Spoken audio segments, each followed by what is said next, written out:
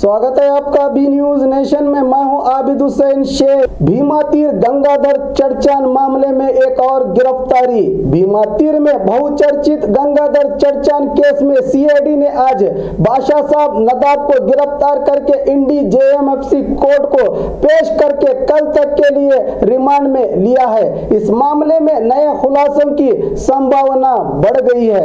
अब देखना है कि सीआईडी इस आरोपी से क्या जानकारी हासिल करती है।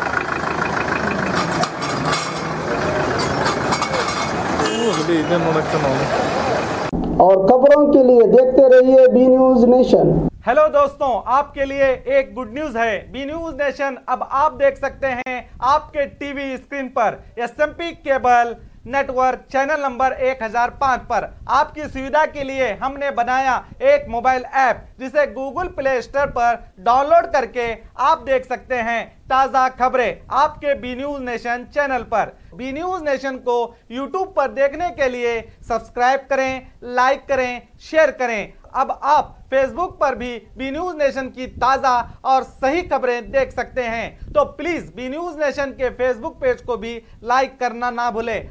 और बी न्यूज नेशन के लेटेस्ट न्यूज़ों को अपने मोबाइल में देखने के लिए यूट्यूब में बी न्यूज नेशन के चैनल के सब्सक्राइब आइकॉन को दबाएं और फिर बेल आइकॉन को दबाने पर आप लेटेस्ट न्यूज़ों को देख सकते हैं।